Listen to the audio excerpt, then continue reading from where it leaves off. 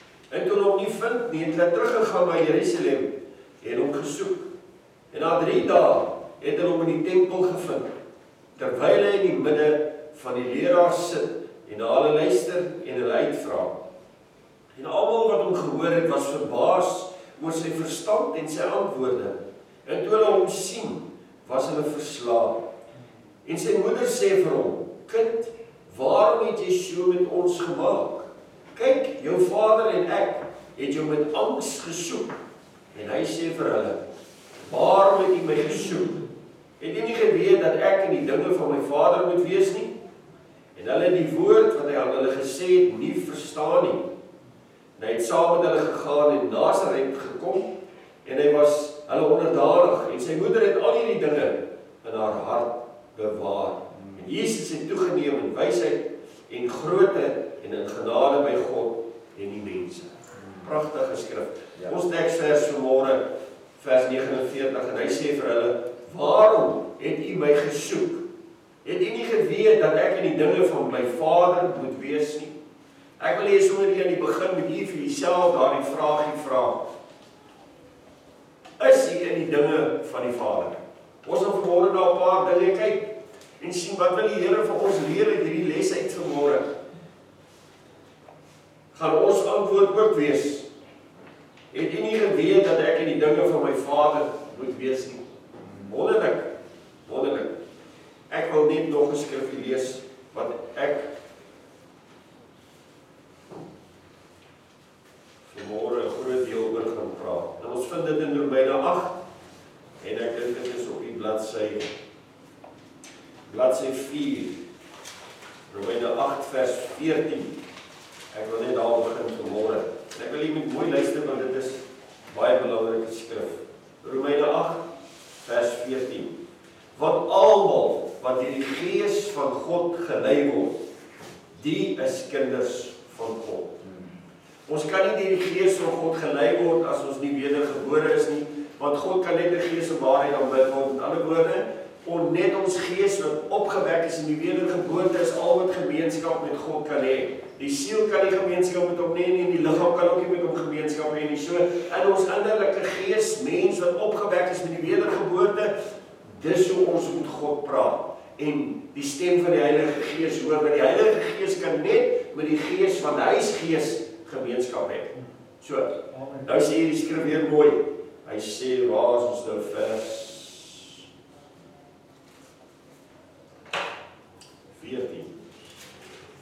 Want almal wat deur die Gees van God gelei word, die is kinders van God. Ons moet dit mooi verstaan. Wil jy dit moet lekker insink? En dan kan ons lees vers 15. Want julle het nie ontvang 'n gees van slawerny om weer te vrees nie, maar julle het ontvang die gees van aanneming tot kinders, deur wie ons roep, Abba, Vader. Die Gees self getuig saam met ons gees dat ons kinders van God is. En as ons kinders is, dan ook erfgename. Hoor mooi, gee vir die baie groot sleutels vanmôre. Erfgename van God en mede-erfgename van Christus, as ons naamlik saam met hom ly, sodat ons ook saam met hom verheerlik kan word. Vers 18, baie groot skrif, want ek reken dat die lyding van die teenwoordige tyd nie opweeg teen die heerlikheid wat aan ons geopenbaar sal word nie, want die skepping wag met reikhalsende verlange op die openbaarmaking van die kinders van God, want die skepping is aan die nietigheid onderworpe, nie gewilliglik nie, maar terwille van hom wat dit onderwerp het. In die hoop dat ook die skepping self vrygemaak sal word van die slawerny, van die verganklikheid tot die vryheid van die heerlikheid van die kinders van God. Want ons weet dat die hele skepping tesame sug en tesame in barensnood is tot nou toe. En nie alleen dit nie, maar ons self ook, wat die eerstelinge van die Gees het, ons sug ook in onsself, in afwagting van die aanneming tot kinders, naamlik die verlossing van ons liggaam. Want ons is gered in hoop, maar die hoop wat gesien word is geen hoop nie, want wat iemand sien, waarom hoop hy dit nog? Maar as ons hoop wat ons nie sien nie, dan wag ons daarop met volharding. Nou ja, dit is 'n pragtige skrif daai. Ek wil net daar vers 19 net weer vir julle sê, want die skepping, Filippie praat vanmôre, die aarde en die volheid daarvan, dit behoort aan God. Nou kyk nou, die skepping is net 'n ander woord vir die aarde en alles wat op die aarde is. Nou hoor mooi wat sê, want die skepping, die aarde en alles wat daarop is, wag met reikhalsende verlange op die openbaarmaking van die kinders van God. In ander woorde, kan ek nou maar vanmôre sê, op die seuns en dogters wat in Christus Jesus gestalte gaan kry, want dit is hulle waarop die hele skepping wag. Want as hulle gestalte gekry het, dan beteken dit dat hulle die dood oorwin het en dat hulle met onverganklikheid oorklee gaan word. En as hulle met onverganklikheid oorklee word, dan gaan die skepping ook met onverganklikheid beklee word, want dit gaan die bewys wees vir die skepping wanneer die seuns en dogters in die plek kom waarvoor God hulle geroep het. Amen. En daarom wil ek vanmôre na Jesus kyk, want Jesus se eerste woorde is vir ons so belangrik, want dit gaan vanmôre vir ons verduidelik wat is 'n seun en 'n dogter van God en waarna ons moet soek in kinders. En hier sien ek, dis vir my so wonderlik dat Jesus op 'n jong ouderdom, ek dink hy kon nie wag om 12 jaar oud te wees om daar uit te kom by die Jode, want onthou op 12 en 13 jaar oud is hulle mos nou groot. Hulle gaan oor na tienerskap toe. Hulle verlaat die kindskap en hulle word nou tieners. So nou kan hy in die tempel ingaan, wat hy van tevore nooit toegelaat was om te doen nie. So ek dink die Here kon nie wag vir hierdie oomblik nie, 12 jaar lank moes hy wag, voordat hy na die tempel van sy vader, wat hy altyd gesê het, dis die huis van my vader, en my huis van my vader moet 'n huis van gebed wees. Hierdie selfde Jesus, wat hier 12 jaar oud is hier, hy is so gelukkig hier in die dinge van sy vader, hy is so gelukkig hier in die tempel, waar hy tussen almal is, en hy weet sy vader, of die teenwoordigheid van sy vader, of dit wat die vader verteenwoordig op die aarde is, daar agter die gordyn, in die allerheiligste deel. Hy weet sy vader is daar, maar hy weet ook dat hy nie daar mag in nie. Maar ek glo hy wou so graag daarin, hy daar gestaan en hy het gekyk, en hy begeer om agter hierdie gordyn in te gaan, en net sy vader te omhels. En dit is vir my so wonderlik vanmôre, as ons as kinders van die Here net hierdie gevoel van Jesus kan hê, hier waar hy hier staan, net om gemeenskap met God te kan hê, net om hom 'n bietjie vas te hou, en dit is wat ons binnekamer is, broer en suster, dit word ons allerheiligste deel, wanneer ons daarin beweeg, ons het die kas, die deur gesluit, ons het die kas gesluit, sê die Here, hy sê, sonder jou af, sit die telefoon af, sit jou foon af, sit alles af, alles wat jou kan pla, sluit jou huis die deur toe, dat niemand jou kan pla nie, want jy gaan nou met die Vader praat, jy gaan nou met hom kuier. Ek dink vanmôre daaraan, wie daai begeerte, soos wat Jesus hierdie begeerte gehad het om by sy Vader te wees, in kontak, daar met hom te ontmoet, daar moet hy weggaan. Na 3 dae, kom sy moeder en hulle kom haal hom, en nou vat hom weg, terug huis toe, en vir 18 jaar lank sê die Bybel vir ons, voordat hy in sy bediening inkom. So vir 18 jaar lank gaan hy terug Nasaret toe.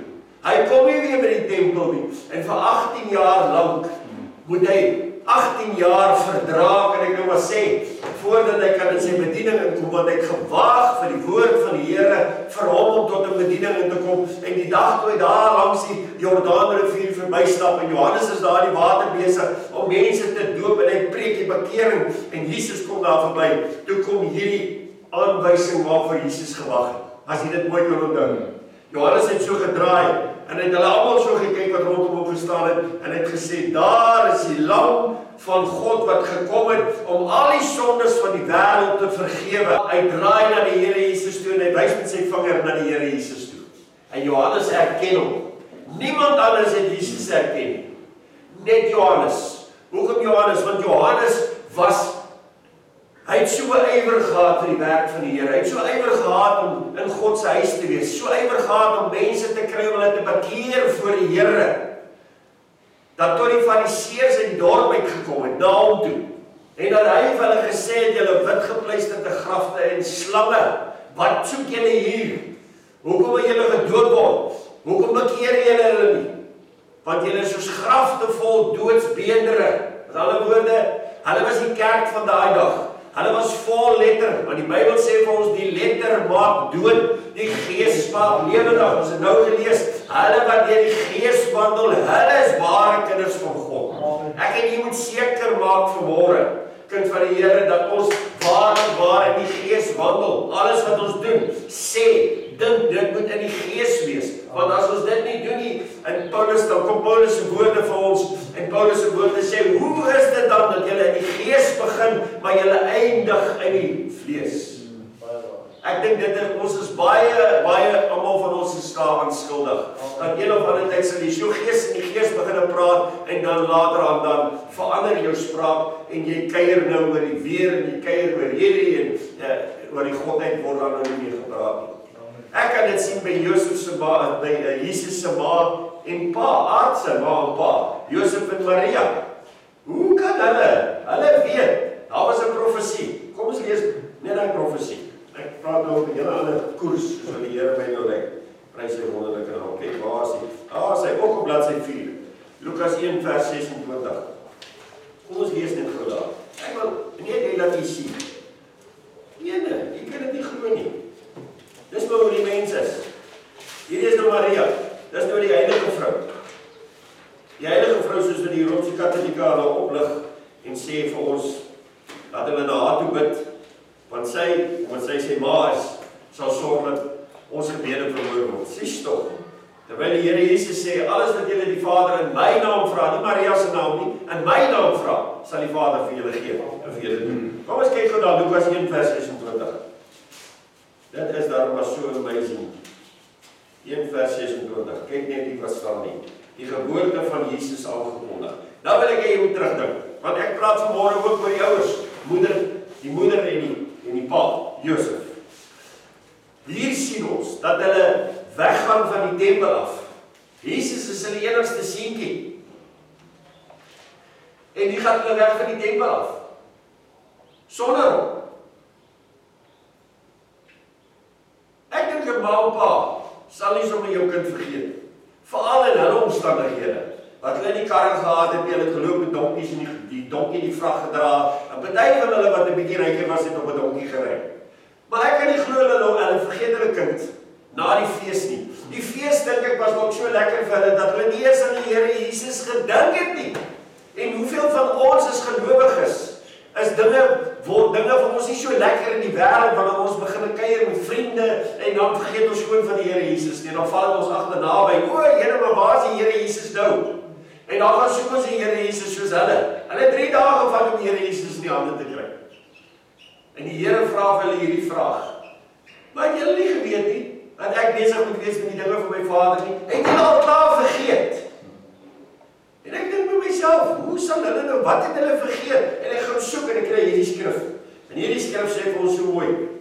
Lukas 1 vers 26, kom ons lees dit gou. Hy sê in die 6de maand is die engel Gabriël deur God gestuur na 'n stad in Galilea met die naam van Nasaret. Na 'n maagd wat verloof was aan 'n man met die naam Josef uit die huis van Dawid en die naam van die maagd was Maria. En die engel het by haar binne gekom en gesê, wees gegroet, begenadigde, die Here is met jou, geseënd is jy onder die vroue. En toe sy hom sien, was sy baie ontstel oor sy woord. En sy het daaroor nagedink wat hierdie groet tog kan beteken. En die engel sê vir haar, moenie vrees nie Maria, want jy het genade by God gevind. En kyk, jy sal swanger word en is seënbaar en jy moet hom Jesus noem. Nou sê hy vir haar, hy sal groot wees en die seun van die Allerhoogste genoem word en die Here God sal aan hom die troon van sy vader Dawid gee. Dis 'n groot stelling wat hier gemaak word. Dink daaraan vanmôre.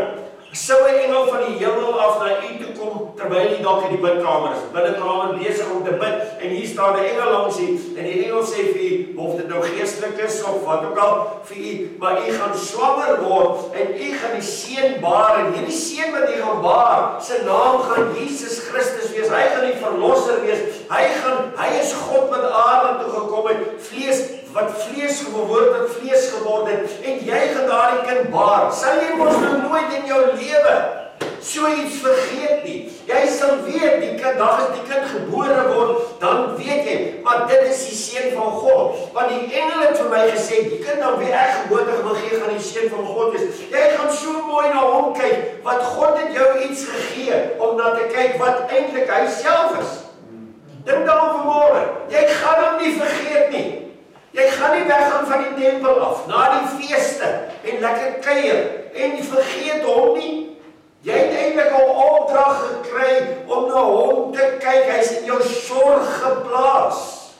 Totdat hy sy bediening moet ingaan. En hoeveel gelowiges van God vanmôre, weet jy wat? Hierdie is die woord. Dis die woord van God. En hoeveel gelowiges lees nie eers hulle Bybel nie. En na 'n week of so val dit hulle Bybel en lees hulle maar gou 'n stukkie in die Bybel. Maar dis presies wat Maria gedoen het.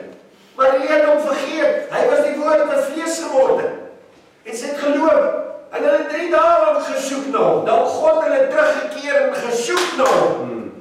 Party gelowiges kom nie eers terug nie. Want party gelowiges in hulle huise en die engel van God in steede van 'n boodskap te gee dat Jesus gebore geword het hulle en hy 'n boodskap gegee gesê moet julle ongeleesde Bybels wat op julle kaste lê dik vol stof en die engel kom staan, nie 'n boodskap gegee nie, maar sy vinger gevat en daarop geskrywe in die stof ons oordeel en ons vonnis.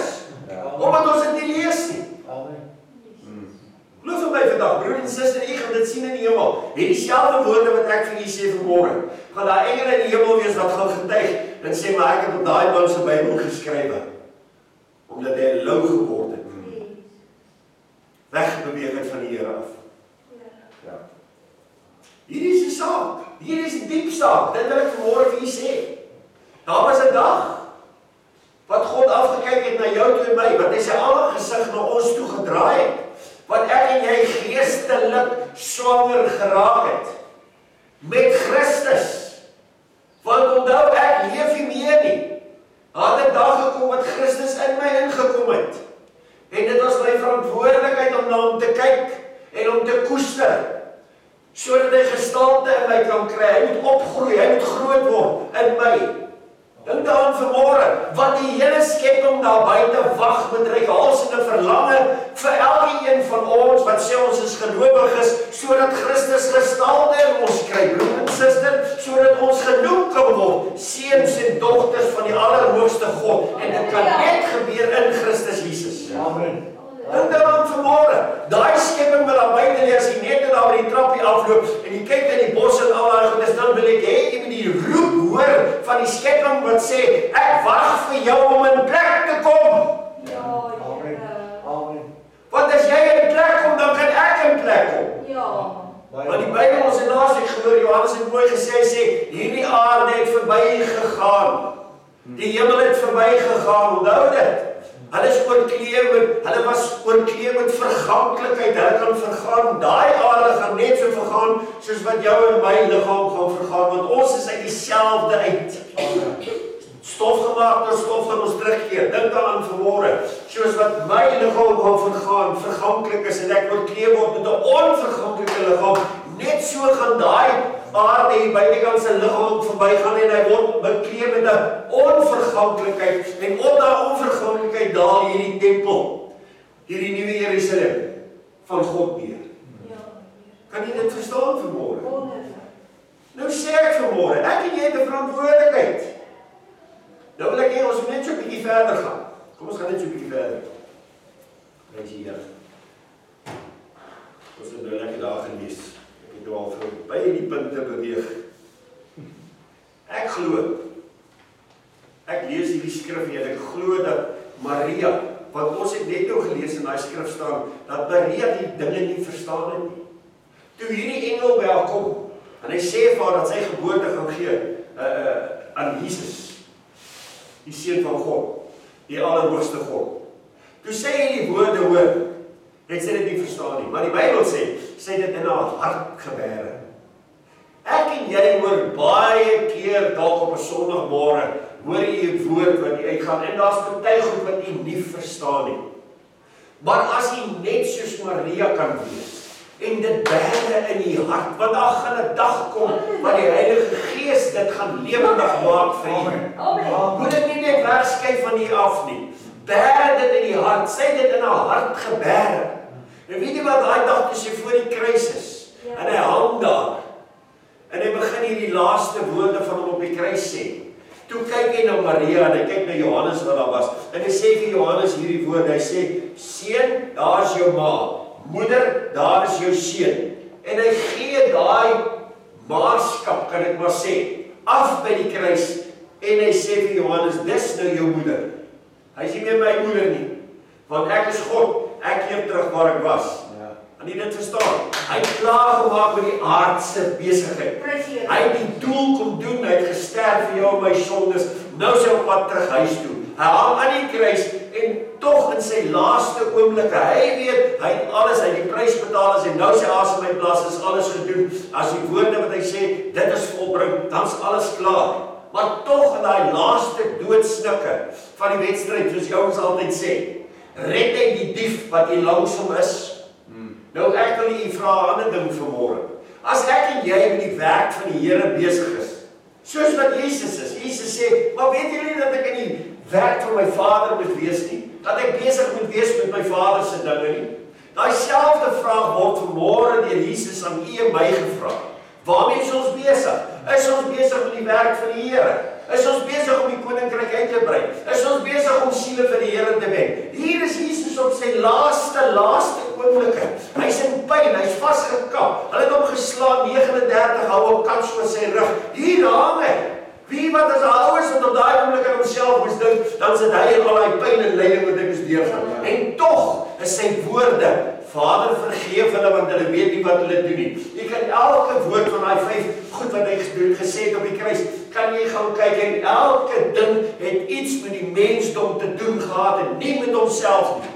Ja. Dink daaroor vanmôre. En hier red hy nog die dief en hy sê vir die dief, vandag nog omdat jy geglo het, vandag nog sal jy saam met my in die paradys wees. Is dit nie wonderlik nie? Hier terwyl hy vasgemaak is, keer dit hom nie om met 'n siel te praat en 'n siel vir die koninkryk te wen nie. Dan dink ek vanmôre, ons is nie eens vasgemaak, baie van ons nie. Ons is nie eens in pyn en lyding nie, en dan praat ons nie eens met 'n siel nie. Hier is Christus vir ons die beste voorbeeld. Hier wat ek glo toe hy daar by daai tempel gestaan het, op 12-jarige ouderdom, het hy alles ingeneem wat daar was. Hy het na die lampe gekyk in die heilige deel. Hy het na die altaar gekyk. Hy het daar waar hulle die offers geslag het, waar die bloed geloop het, waar hulle gesprinkel het. Hy het al hierdie goed aanskou, die tafel met die toonbrode. Alles het Jesus aanskou. Want weet jy wat? Dit was hy. Al hierdie goed is die Ou Testamentiese, as ons gaan kyk na die tabernakel van Moses, dan was dit Christus. Christus. Dit was die kruis waarop Christus lê. Dit was alles, dis ons hele evangelie. Is hier by hierdie tempel. En hier staan 'n 12 jaar ouderdom. In gehoorsaamheid aan God. Hy storm nie daarin en hy sê, maar ek is Jesus. En ek nee. Hy gaan terug vir 18 jaar lank. En hy gaan leer van sy Vader in die môre vroeg, as hy die dageraad wakker maak met sy gebed. Ons sien hy is 'n man van gebed. Ons lees nie eintlik iets van sy kinderlewe nie, behalwe hier op 12 jaar oud kan ons sien dat sy taal geestelike taal is, dat dit God is wat praat. Ja. Sy woorde word neergeskryf. Ek glo hy baie ander goed gesê. As 'n kind, baie ander goed gesê. Maar weet wat, God deur sy Heilige Gees laat net hierdie woorde neerskryf, sodat ons vanmôre les daaruit kan leer en kan weet dat Jesus se eerste woorde op hierdie aarde is, weet julle nie dat ek in dinge van my Vader moet wees nie. Op 12 jaar ouderdom. Dan dink ek vanmôre, Here, dink ek aan my kinders, ek dink aan ander mense se kinders vanmôre, dan dink ek, Vader, is dit maar net die uitroep op ons kinders op daai ouderdom kan wees, wat sê, weet jy nie dat ek besig moet wees met die dinge van my Vader nie? Dan vra ek u vanmôre, weer hierdie vraag. Ons het oud geword, party 40, 50, 60, 70, meer as 70 dae vanmôre, wat hier sit. Dan vra ek u vanmôre, kan ons hierdie antwoord gee? Weet jy nie dat ek besig moet wees, of besig is met die dinge van my Vader nie? Waarmee is ons besig vanmôre? Daai beskrif is so mooi vir ons, as ons kyk na Jesus 12 jaar en sê, waarmee sal die jongeling sy pad suiwer hou? En dan kom die antwoord, deur dit te hou na u woord. Dis die antwoord. Daar is die vraag en daar is die antwoord. En dit is wat die Here vanmôre vir u en my ook vra. Waarmee hou ons pad suiwer? Here, deur dit te hou na u woord. Om te groei na u beeld, na u gelykenis. Dis waar ons wil wees. Ons wil daar kom. Here, ons wil soos u wees. Ons wil hê, hoekom is dit dat baie van ons in die straat is en dan voel jy ongelukkigheid hier by jou, want ouens kom en hulle praat met jou en hulle kan nie eens sien dat jy 'n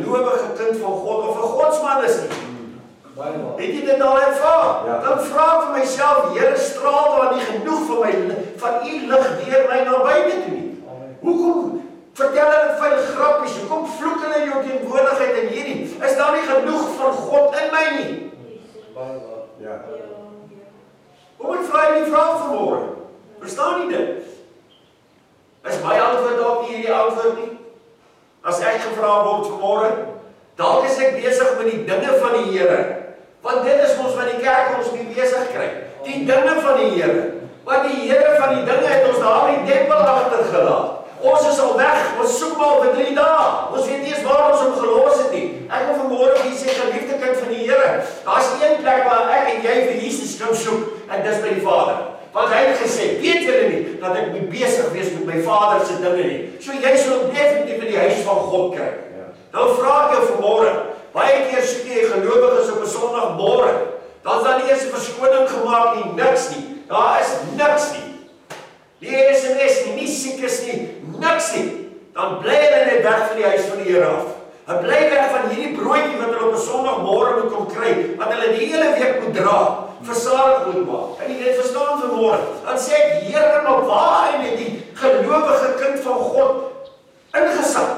Dat hy so lanksaggig is, dat dit nie eens vir hom belangrik is om by mekaar te kom as 'n liggaam van die Here, waar Jesus die hoof is nie. Hierdie selfde Jesus wat sê, weet jy nie dat ek besig moet wees met die dinge van my Vader nie. Hy het die hele week vir homself, wat hy kan doen 24 uur elke dag, wat hy kan doen wat hy wil. En daai klein uur of 2 ure wat hy op 'n Sondag as 'n liggaam by mekaar moet kom, dan kom hy nie eens by mekaar nie. Hy bly net weg, hy stuur nie eens 'n boodskap nie. Agterna moet jy uitvind, hy was daar of hy was daar of dit of wat ook al. Verstaan jy, broer en suster? Ek kan sien, weet jy, dan kom daai man in die moeilikheid.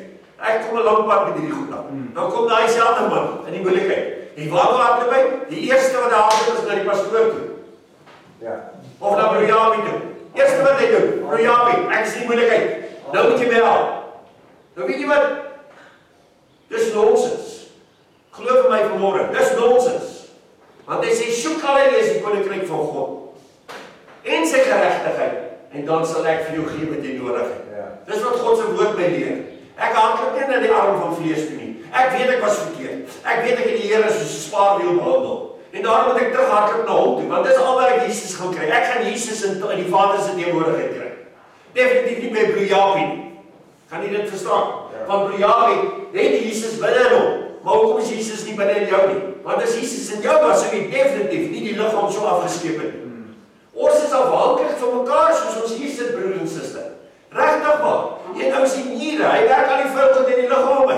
As alle ouens van die ore, sien neus, ons het dit mos al geleer oor en oor en oor. Ons is 'n liggaam. Iemand skryf vir my gister 'n SMS. En ek skryf baie mooi, ek sê in die liefde van die Here, sê ek, iemand hier by ons, sê ek maar, jy moet een onthou, ons is 'n liggaam. Ja, maar ons is nie net ons alleen wat nou reg is in 'n groepie is nie. Dis sê ek nee. Ek sê die Bybel sê daar's 3 groepies. Daar's 30voudige groepie, daar's 'n 60voudige groepie en daar's 'n 100voudige groepie. Die 100voudige groepie, dis hulle wat die bruid is.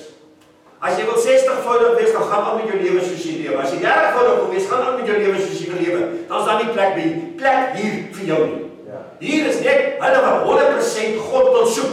Amen. Alles is wat soek hier. Ja. Verstaan jy dit vanmôre? God het nie geroep, jy is nie vir my hier by broer Japie nie. Jy is hier vanmôre sodat jy kan groei geestelik, sodat jy kan verstaan. Dit is die kerk nie. Sodat jy kan leer wat in die Bybel staan. Sodat as jy uit gaan buite kan doen, dat jy ander kan leer wat in die Bybel staan. Want niemand weet wat in die Bybel staan nie. Jy kan met hulle praat daar buitekant. Dit is net so boelams as jy net so 'n bietjie die grond afkrap en sê jy, hier's niks. Hier's nie eens 'n fondasie nie. Hulle bring valse leringe. Ek sien Jesus het gewag tot hy 30 jaar oud is, voor hy dit gewaag het om uit te gaan en te sê, so sê die Here, die Gees van die Here rus op my, sy woorde toe hy kom in die woestyn uit. Terugkom in die woestyn. Kan jy dit verstaan? Hy het nie net sommer toe hy tot bekering gekom het en nou het hy doktrine en nou gaan hy preek en nou gaan hy al hierdie goedes doen. Die broer en suster, nee. Die disippels Petrus en daai manne het nie net sommer toe hulle tot bekering kom in die pad geval en nou gaan hulle preek en hulle gaan nou al hierdie goedes doen nie. Hulle was 3,5 jaar lang in Jesus se opleiding. Amen. En tog na 3,5 jaar, toe sê Petrus nog steeds toe die Here weg is en hy's nou dood en hy's begrawe volgens hulle nou. Ja, wat is dit vir my? Ek gaan visvang. Wie gaan saam? En Johannes en almal, kom maar gaan hulle saam terug see toe. Hulle het net een nodig om hulle te verlei. As jy hulle rond weg, hulle gaan visvang. En die boot op die see, daar gaan hulle gaan nou visvang. Jesus is nou vergete. Net soos wat Maria gemaak, verstaan jy dit? Jesus moet aan daar op die wal verskyn aan hulle. 'n Man wat in die dood het opgestaan het. 'n Spook, 'n gees, soos wat hulle gedink het, hy was toe in die donker op die water na hulle toe gekom het. O, dis 'n gees. Die Here sê dit geskreeu van vrees. So bang was hulle toe hierdie spook op die water sien. In die tussentyd is dit die seun van God. Vir jou en my is hy nie 'n spook nie. Vir jou en my sal ek nie skree van vrees nie. Want ons ken hom in die binnekamer. Ons het 'n verhouding met hom. Verstaan jy dit vanmôre? En tog, liewe Jesus, kom ons. Dis wat ek wil gesê. Maria het die goeie hart gebere. En wie op 'n dag, toe Lukas, hy was so jong daai nie. En die Here is dood. Opgestaan, teruggevaar hemel toe. Toe Maria altyd nog hierdie goed in haar hart gebere. Was daar 'n paar plekke in Lukas, dat sy dit in haar hart gebere, dat sy dit in haar hart gebere, dat sy dit in haar hart gebere. En ek dink so mooi, hoe sou Lukas geweet het van al hierdie goed? As Maria hom nie vertel het nie. Maria het in haar hart gebere, en dat die dag gekom. Daai dag, die Lukas sê, maar wie wat ek wil al die Here so goed, alles wat gebeur, wil ek neerskryf. Toe sorg die Here dat Maria naby is. En ek kon met Maria praat, want sy het gelyk goed geword by Maria. Maar wie wat niks van sy kindskap geskryf nie, behalwe daai 12-jarige oomblik, toe hy voor die huis van sy vader staan. Net dit. Om vir ons te wys, waar begin dit? Dit begin by die huis van die Vader. Jou en my geloof, evangelie, alles begin by die huis van die Vader. Vanmôre. In die liefde van die Here. So, iemand het gevra, sê, ja, maar hoe het hy geweet? Hoe het Lukas geweet? Kyk hier wat sê hy. Hoe het Lukas geweet, hy met hierdie woorde van Jesus van 12 jaar oud, moet hy dit in sy Bybel, in sy boek neerskryf, wat hy gaan skryf. As Maria dit nie vir hom gesê het. Wat daar staan, sy het nie verstaan nie, maar sy het dit in haar hart gehou. So sy moes met Lukas gepraat het, en vir hom gesê, weet jy wat, daar was 'n tyd wat ek goed nie verstaan het, vandag verstaan ek alles. Dalk verstaan jy nie die hele woord vanmôre, maar daar gaan 'n dag kom. Maar jy dalk ook 'n Lukas daar by jy gaan hê, wat jy gaan sê, weet jy wat, ek het net op die kere gekom en ek hierdie goed nie verstaan nie, maar vandag verstaan ek. Ek het nie net vashou en aanhou in die Here. Prys sy wonderlike naam. Ek sien Jesus sê, daar wat sy dink, Jesus sê kyk. Hy ontken nie dat Josef sy pa is nie. Dit moet jy ook baie mooi sien. Oor hierdie, daar's soveel diepte in hierdie skrifgie wat ek vanmôre vir u gelees het. Is daar soveel diepte in dat ek en jy sal nooit met daai diepte kan uitkom en dit kan pyl nie.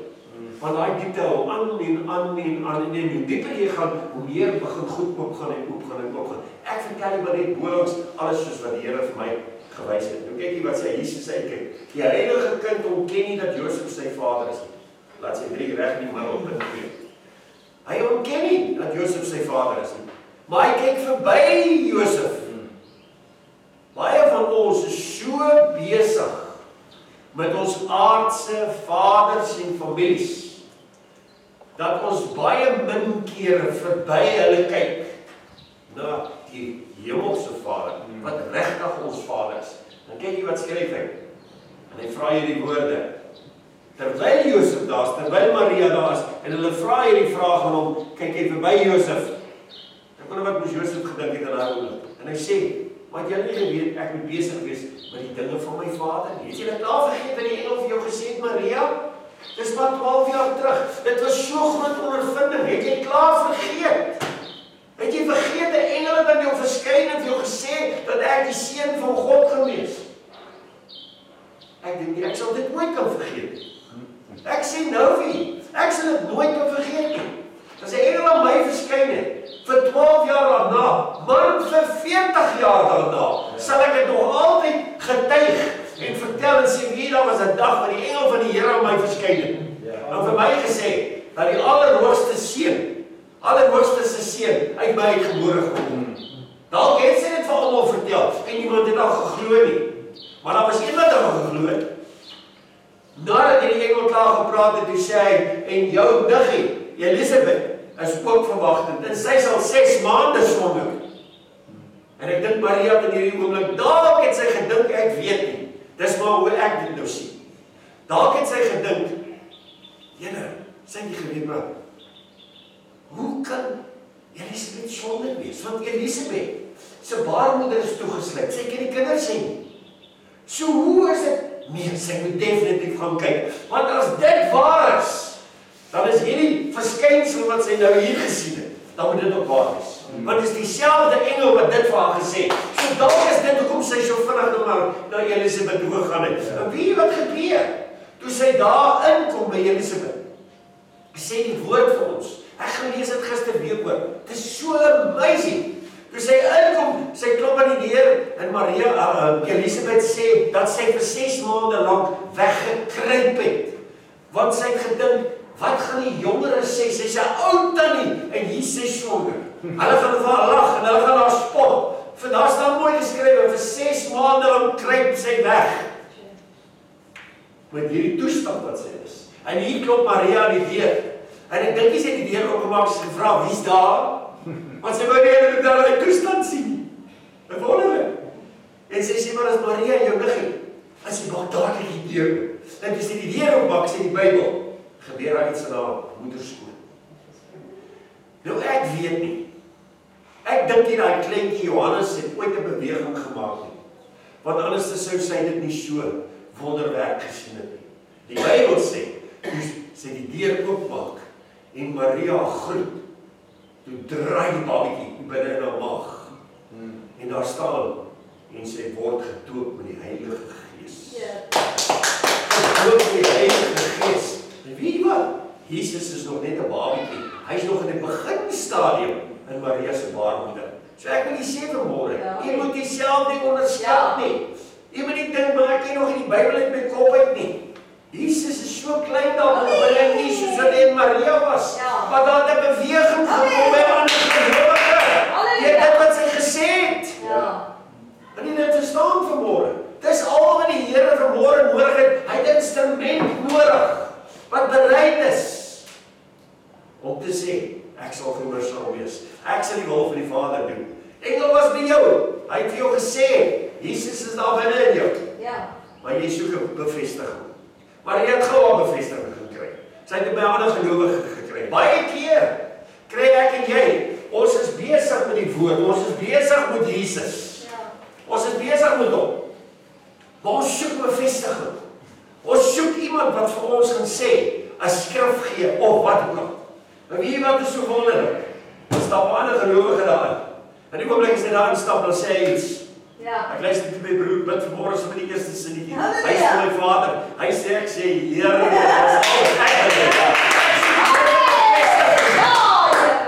verstaan jy hoe dit werk vanmôre broer en suster? En as ek en jy nie meer na bevestiging soek nie, dan beteken dit dat Jesus nie meer by ons is nie. Dat daai gees eers in iets doodgeloop langs die pad. U is nie meer 'n warm gelowige nie. Want as jy 'n warm gelowige is, dan soek jy aan alles wat jy doen. En alles wat iemand anders sê. Jy luister, jou ore is oop. Is daar nie iets elders wat die Here met my praat nie? Sonder dat jy weet. Ek is op soek na die woord van die Here af. Ek soek na bevestiging. Niemand weet nie. Maar die oomblik as hy praat, sê hy, dankie Here. Ek het hom hulle lag vanmôre. Toe hy sê, begin by die huis van die Vader, sê hy, die Here, dankie. Hy moet nie weer dit niks, maar ek moet nou sê. Verstaan jy dit? Dis presies wat met Maria en Elisabeth gebeur. Dis nie wonderlik hoe God werk nie. Aan hierdie seun Jesus. Nou wil ek vir julle, kom ons kyk gou daar sy bladsy 4. Kom ek lees gou hierdie 4. Punt 3 sê, ek wil hê dat ons in hierdie skrif die woordjie moet, ek nou in hoofletters geskryf, moet sien. Skryf dit in hoofletters. Dis die eerste keer waar ons verlosser skryf, dat hy moet. Maar wat sê hy? Ons vind hierdie woorde reg deur die evangelies. Hy sê hy moet in die werk van sy Vader wees. Maar kyk hoeveel keer sê dit. Evangelies, hy moet deur Samaria gaan. Hy self sê, ek moet die koninkryk van God preek. En weer in sy gees, ek moet in jou huis oorbly.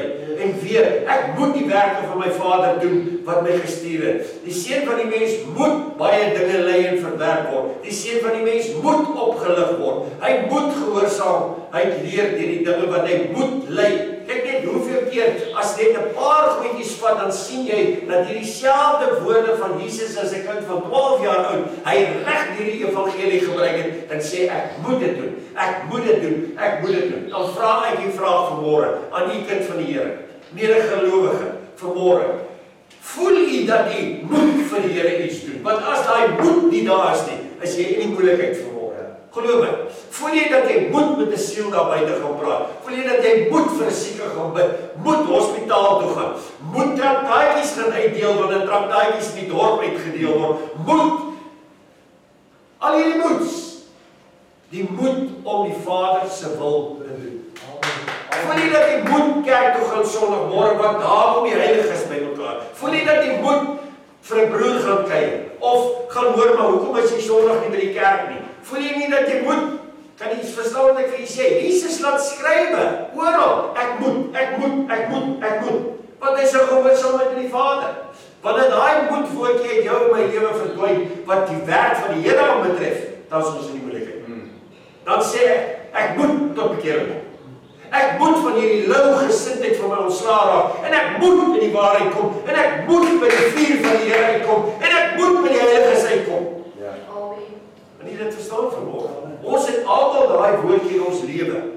Ek staan op in die môre, Bybel sê vir jou, man, jy is so in 'n moedelose toestand vanmôre.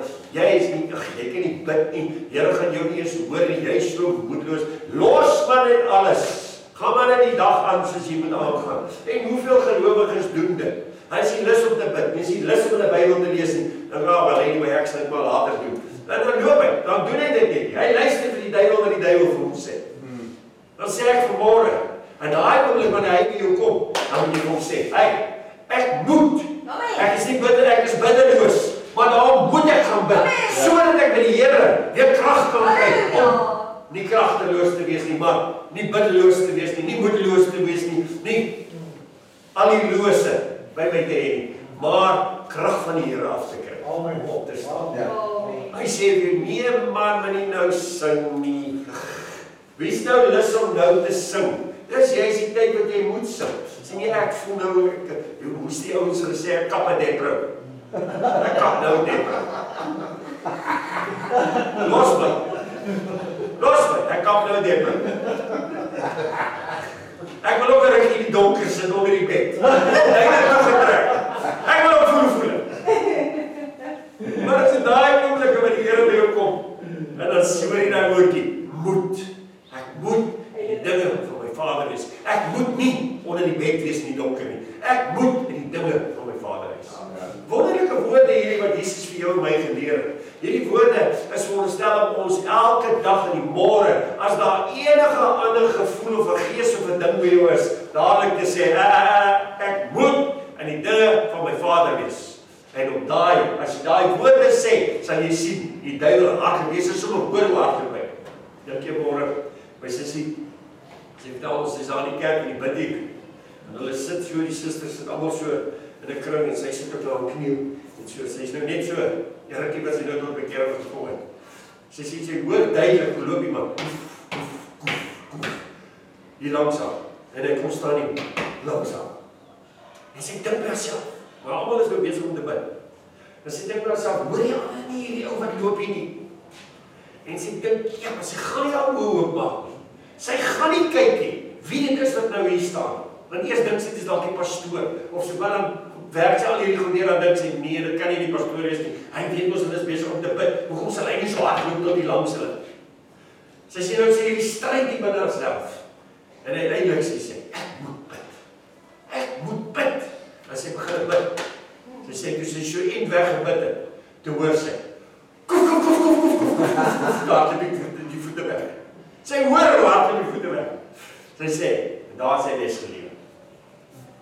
ek sê vanmôre vir u, dis die les wat Jesus vir ons wil leer. Ek moet in die dinge van my Vader is. Ek wil 'n voorbeeld vir u gee, en dan kan ons afsluit. 'n voorbeeld van Eli. Yes, die Here het so duidelik met my gepraat oor Eli.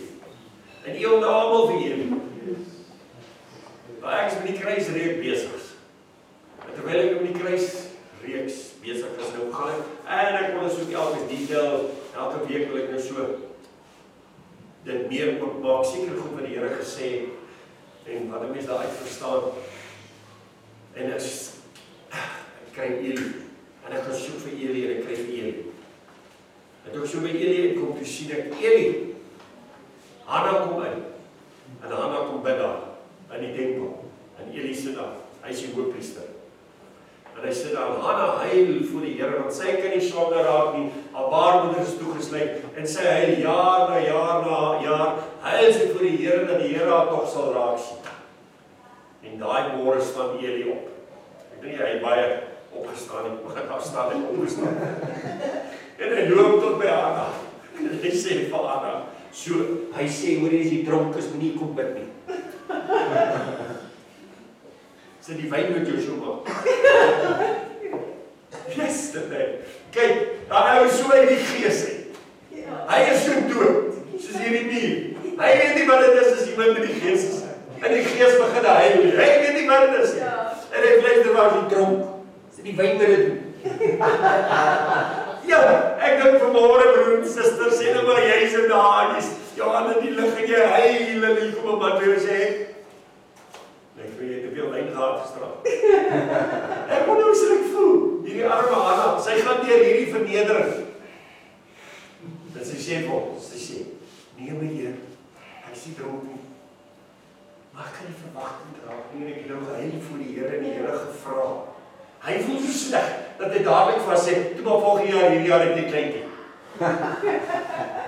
Dis wonderlik. Hy volgende jaar raai dit jy is 'n kleintjie. En hy kleintjie se naam is Samuel. En sy sê, Here, as dit waar is, Here, en jy gaan hom vir my gee in die binnekant sit. Kyk wat gebeur, né? Daai begeerte om iets van die Here te hê. En jy gaan hom in die binnekant sit. Here, die dag as hy gebore word, as hy groot genoeg is, dan bring ek hom terug. Ek gee hom vir u, want dan sê u so. Amen. Wonderlik. Sy bring Samuel. Hierdie selfde Samuel wat gebore geword het, klein seentjie, sy bring hom in die tempel in, mooi rokkie vir hom gemaak, alles, hier sê klein priestertjie, hy gaan nou opgelei word in die werk of in die dinge van die Here. En hy lê en slaap in die nag. Is te wonderlik. Jy weet, ek wil sê, die klein kinders is nie te klein dat die Here met hulle moet praat nie. En terwyl hy daar op die bed lê, hoor hy hierdie stem. Iemand roep nou, Samuel. Samuel. Samuel. Hy ken nie die stem van die Here nie. Hy het nog nooit die stem van die Here gehoor. Hy klim in die bed uit, sê die Bybel, hy loop na Eli toe in die middel van die nag. Hy maak Eli wakker en sê, het jy my geroep, o Heer? Ek het gehoor jy roep my 3 keer. Eli sê, nee, ek het jou nie geroep nie. Gaan maar weer terug, gaan slaap maar weer. Hy gaan slaap weer. Die Here roep hom weer 3, maar hy kom weer. Ek ken die storie. Eli kom agter. Wag 'n bietjie. Hier is iets aan die gang. Hy sê as jy nou weer roep, dan sê jy, Heer, hier is die diensknegt, spreek. So waar, die Here spreek oor. Nou is Eli nuuskierig. Wat het die Here vir Samuel gesê? Want Eli het baie lank lank die stem van die Here gehoor. En moet jy verstaan vanmôre. En dit sien ek met baie gelowiges vandag. Hulle hoor nie die stem van die Here nie. Dan hardloop hulle sien hulle hoor daar's 'n prediker daar, hulle daar's 'n ou op die rugbyveld, daar's hierdie, hulle hardloop almal want hulle soek almal 'n woord by die Here. Hier kom hy na Samuel en sê, wat het die Here vir jou gesê? Nou Samuel is 7 jaar oud. Hy wil nie met die Eli sê wat die Here vir hom gesê het, want dit is verskriklike goed. Dis alles goed wat met sy huis gaan kom. Sy seuns gaan sterf en al hierdie. Want Eli het so koud geraak dat hy sy 2 seuns aangestel het om die priestersake van God te hanteer. En hulle het tempelprostitusie en allerlei vreeslike goed aangevang. Hierdie 2 seuns. En die mense kom klaar by Eli. En vertel vir Eli wat aangaan. En Eli gaan aan sy seuns toe, en hy praat net 'n paar woorde, sê, hoorie, die Here is ontevrede met dit, julle moenie dit doen nie. In steede van hulle net weg te jaag, of te laat vonnis, of iets met hulle te laat doen. Kan jy verstaan? Daar's gelowiges wat die sondes pamper lang. Hulle praat maar met hom. As hy nie luister nie, los hom maar net. Weet jy wat gebeur met ons? Baie van ons kinders is besig met verkeerde goed. En ek en jy het 'n verantwoordelikheid teenoor hulle. Amen. Eli sit op die dak, sê die Bybel. Lekker agteroor sit op die dak. Sy seuns maak droog en hulle gaan te kere hier rond. Samuel profeteer vir hom. En Samuel sê vir hom, jou twee seuns gaan sterwe, sê die Here. Hy sê wel, die Here weet wat hy doen. Is Eli se woorde. Hy gee nie eens om nie. Hy gaan nie eens in rou voor die Here of niks. Ja, wel, die Here moet maar doen wat hy wil doen. Die ark word weggevoer. Want daar breek 'n oorlog uit. En die ark word deur die Filistyne gevat. Dis die teenwoordigheid van God. Nou is hulle weg. Nou is Israel in die moeilikheid. Nou kom hulle terug van die oorlogsfront af. Die twee seuns, die twee priestertjies wat nou die ark gevat het met hulle onheiligheid, is in die oorlog en almal het gedink nou gaan die ark, die Here gaan nou werk, maar die Here werk nie deur sonde nie. Hulle sterf daar, die ark word weggevoer. En 'n boodskapper hardloop dorp toe. En hy kom na Eli toe en hy sê vir Eli, hy sê, die ark is weggevoer, die teenwoordigheid, jou seuns is dood, en Eli val agteroor van hy dak af, en hy breek sy nek en hy is ook dood. Nou dis die uiteinde, waar 'n mens uitkom. Wanneer 'n mens nie hierdie woorde van Jesus sê, ek moet die dinge van my Vader lees nie. Wanneer dit nie meer vir jou belangrik raak nie, dis die tyd wat die Here kom, wat jou kinders verloor, wat jy van die dak af val nader aan self, en sterwe. Dis wat gebeur geestelik met mens, as jy nie die teenwoordigheid van die Here koester nie, broers en susters. Dis wat gebeur met jou, as jy nie die priester van die huis is, en die voorbeeld stel vir die res nie. Dan gaan die hele huis deur mekaar. Ek dink baie ons kan saam met my stem vanmôre, broer, maak 'n bietjie droog. Die hele huis lê onder dit, wat ek en jy nie droog maak. So en hierdie moet vir ons 'n les wees vanmôre. En as jy nie vinnig terugkom en jou bekeer voor God nie, pas op dat jou nek nie breek en jy val van die tempel se gebou af nie. Want dis wat uiteindelik gebeur. Jy verstaan dit vanmôre. Koning Dawid is die wonderlikste voorbeeld vir my. Toe daai ark terugkom, wat weggevoer is. Die Filistyne het homself teruggestuur. Niemand het hom gaan haal nie. Israel het hom nie gaan wen. Gaan lees 'n bietjie daai stuk. Dis 'n oulike stuk daai. Met die klomp goue muise op. Hier kom hy.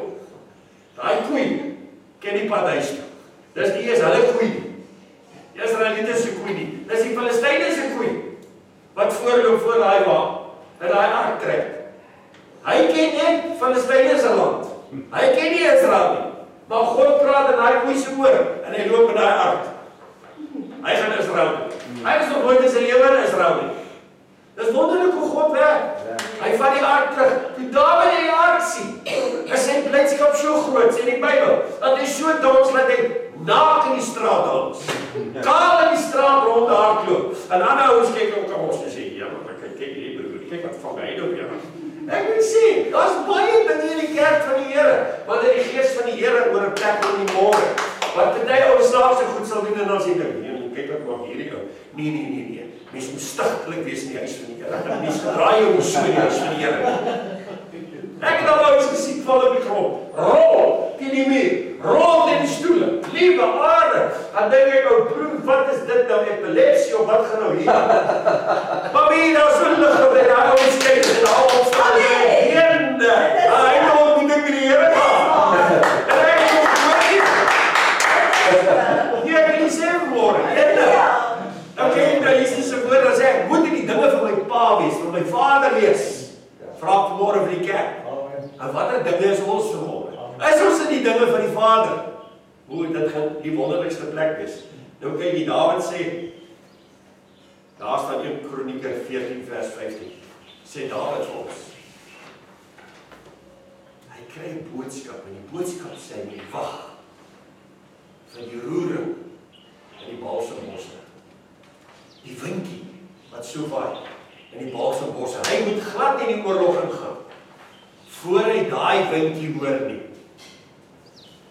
Hier by ons het ook balsembosse, Die gees van die Here kom op hier, en dan waai hy so, wytjie, ek onthou, jare terug, so leuk, aan die Kaap, in die kerk, was daar ou broer, hy was so stigtelik, op net so gestaan, niks roer om nie, dan is die manne daar voor, dan speel die muziek, die en die manne is onder die saal, vir die Heilige Gees, dan dans, en hulle voordans, hulle prys die Here, dan staan hy so daar achter, en kyk hulle net so uit.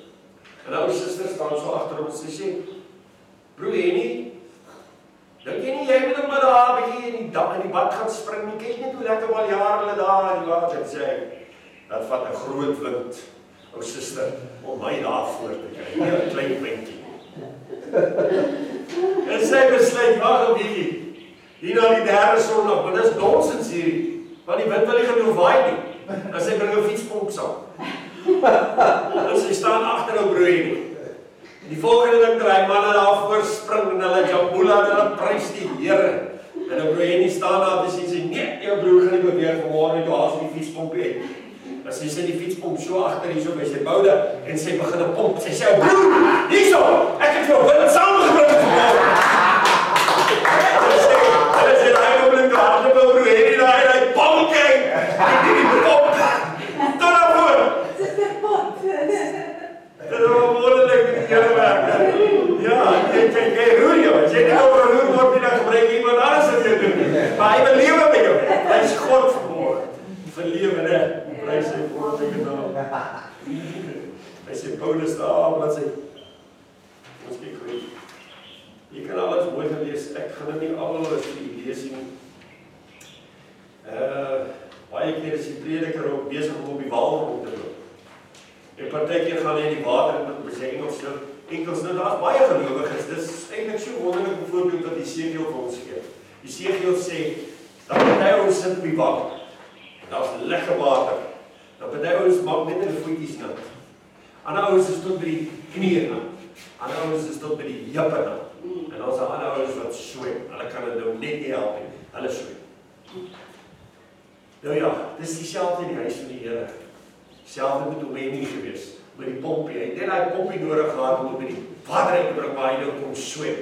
Ek vertel vir julle vanmôre, wie as jy jou lewe hierdie week reggelê het, in gehoorsaamheid vir die Here, belê het as jy droog gemaak het, jouself skoon gehou het en jouself gesorg het dat jy Sondagmôre in die huis van die Here inkom, dat jy skoon voor die Here staan. Dan wil ek sê, daar is niks wat u keer, dat die wind nie met u gaan waai nie. Daar is niks, ek het al ouens gesien, wat in die stoere en kerk gekom het. Wat nie geweet het, wat hom tref nie. Hy sê, te begin in die hy kan nie verstaan wat gaan nou met hom aan nie. In die volgende oomblik dan spring hy, dan skree hy, prys die Here, prys die Here. Dis die moeilikste ding wat hulle kon geleer het. Iemand vertel eendag, oor die prys die Here ding. Ek weet nie wie dit uitgedink het nie, maar maak nou nie saak nie. Dis die man wat 'n perd wil gaan koop, of 'n perd het wat hy wil verkoop. En hy adverteer in die koerant, hy het 'n perd wat hy wil verkoop. En daar kom 'n man daar aan. Iemand kom net hierdie ene kom aan. En hy sê, hoorie, maar ek het gehoor jy het 'n perd wat jy wil verkoop. Ek stel wel, ek wil graag die perd koop. Die ou het hom so gekyk, en hy het wel gesê, ja, ek dink hierdie perd is vir jou. Kan nie die perd vir jou verkoop nie. Hy sê, hoekom nie? Hy sê nie, hy is nie ingekerk. Hy sal nie hierdie perd verstaan. Hy sal nooit kan ry nie. Hy sê, ja, afgooi. Hy sê, maar wat se keer met my? Dink jy nou ek kan nie leer om hierdie perd te ry nie? Hy sê, broer, hierdie perd. As jy wil hê hierdie perd met hardloop, dan moet jy sê prys die Here, dan moet jy sien hoe hard op hierdie perd. En die ou sê, wel, dis maklik. Ek sal dit kan onthou. Hy sê, dit is moeilik om hierdie perd gestop te kry, broer. Hy sê, as jy hierdie perd gestop wil kry, dan moet jy sê, amen, dan stop hierdie perd. Hy sê, nee, dit klink baie maklik, geef my die perd, ek wil die perd hê, betaal jy oor die perd, hy klim op die perd, en daar, hy sê, prys die Here, daar gaan die perd. Die perd daar kom. En hy sien daar aan heen, maar hierdie perd daar kom nou verskrik. En hy kyk so en hy sien, jene, daar is 'n afgrond daar. En hy is op pad na hierdie afgrond toe, en hy dink, wat is hy nou gesê, die perd is so, hy kan nou nie meer onthou. Niks wil help nie. Hy hou die perd vas, hy praat, niks wil help nie. Yes, dat hy nou so na die afgrond kom, Toe op die laaste te val het hom by. En hy sê, amen! En die perd steek so vas en hy slide so, tot so op die randjie. En hulle kyk altyd so af en doer, onder val die klippies daaronder. En die ou sit so terug en hy haal sy sakdoek so uit sy sak uit. En hy vee sy kop so af. As hy prys.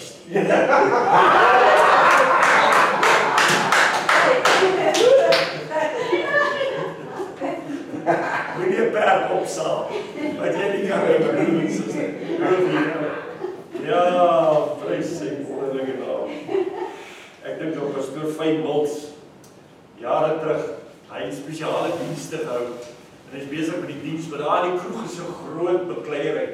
En daar is gangs wat jy mekaar beklei daar. En hierdie ene ou, hy is omtrent, hulle slap hom uit mekaar, hy stikkend, en hy weet, maar kyk, vanaand gaan hy sterf. Hierdie ouens, hulle wil hom nou doodmaak. En hy hardloop daar uit. En hy dink, maar die enigste plek waar hy nou in hardloop is by die kerk, want hierdie ouens nie in die kerk wil gaan. En hy hol in die kerk en hy gaan sit daar. Dis nie mense daar by die banke. Sit hy so ewe doodstil. Ouens hier die pad verby, want hulle verwag ons nou nooit in die kerk.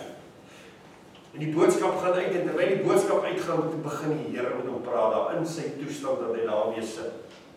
En is daarom te wonderlik, wie as die Here met jou begin werk en die Here red jou siel. En die woord van die Here oortuig hom en die kerk kom uit. En hy gaan huis toe en hy sleep so huis toe, hy sê nee, want hierdie ouens is daar allemaal weg. Is nou nie meer daar, en hy gaan huis toe en hy lees op sy bed. En op sy bed begin die Here met hom praat. En die Here praat met sy genade met hom. En sy vergifnis, en sy liefde, en sy verlossing, en sy redding. Alles wat hy nou net gehoor het daar in die kerk. En hy sak op sy knieë. En hy roep na die Here. En hy neem die Here aan in daai nag. Nie sal nie glo wat gebeur. Daai volgende môre. Ek is seker dat hierdie woorde gehoor. Ek moet in die werk van my Vader wees. Hy het nou 'n ander vader gekry deur die nag. En hy kom daar uit. En die verhaal nie, dat hy tussen daai ouens gewerk het, wat hom gisteraand laasdag wou doodmaak, maar nou is daar al ligter. Hy begin preek oor hulle. Hy begin vir hulle vertel dit wat die Here in sy lewe gedoen het. En binne 3 weke, 16 van die ergste rowers en skobbejakke wat daai dorp ooit gesien het, tot bekering gekom en hulle almal in die banke kon sit. Ek en jy kan dit nie doen nie, maar val net op jou knieë nie. En roep, en sê net, Here, maar ek moet in die werk wees, U moet my help. En wanneer jy roep, dan kom die Here en die Here help jou. Prys sy wonderlike naam, loof die Here. Nou ja, ek gaan nou nie verder. Hier laaste het ek vir geskryf, daar was 'n ou oom, hy het geloop en soek na sy bril. Jy weet ons maar hoe dit is, as jy verseker het dood op hom. En toe voor agter in die bril op sy neus. Hy het die bril op. Nou so is daar baie gelowiges wat soek na Christus Jesus. In die tussentyd is Christus Jesus binne. Maar daar het 'n dag gekom waar die Vader en die Seun en die Heilige Gees in jou en my ingetrek het. So ek en jy hoef nie ver te soek nie. Ja. As ons die Vader kry, gaan ons die Seun ook kry. Die Heilige Gees gaan ook daar wees. So al wat ek vanmôre vir u het, om vir u te sê, ek moet in die dinge van my Vader. Amen. As ons net daai woordjie vanmôre gaan vat huis toe, en ons gaan dit elke dag in ons lewe gebruik maak daarvan, dan wat ek vir u sê, sal u regtig 'n hele ander geestelike lewe hê. Want u sal kort vir u self sê, maar hoe sal die duiwel by u kom, of 'n ou kom by u om u te versoek of te verlei nie, sê ek moet in die werk vir my Vader wees. As 'n ou by jou kom en hy wil skinder wees, ek moet in die huis van my Vader wees. Ek moet in die werk van my Vader. As ons net daai antwoordjie vir elke ding wat op ons pad kom, hierdie woorde van Jesus van 12 jaar oud, dan wil ek vir sê, dis die wonderlikste woorde. En hy het my iets geleer, en ek gaan kort vir u sê. So, u moet nie verbaas wees as u by my kom, en u wil vir my iets gaan sê, dat ek vir u gaan sê, ek moet in die werk van my Vader. En ek moet ook nie verbaas wees as ek by u kom, en ek hoor u sê vir my, ek moet in die werk van my Vader.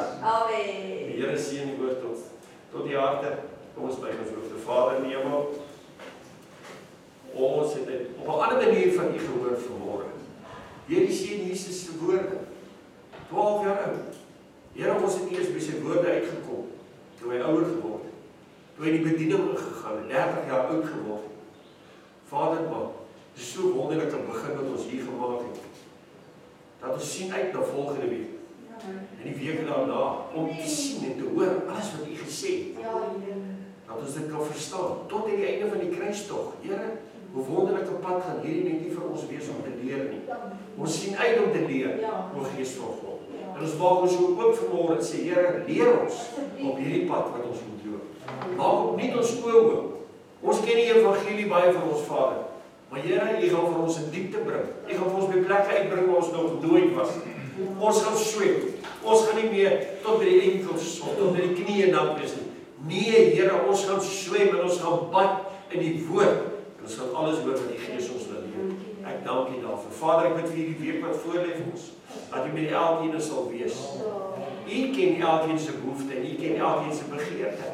U ken elkeen se hart in hierdie môre. Vader, en ek vra dat U op alle vlakke waar ons nodig het om bedien te word, dat ons sal bedien deur die Heilige Gees. Dis my gebed in Jesus naam.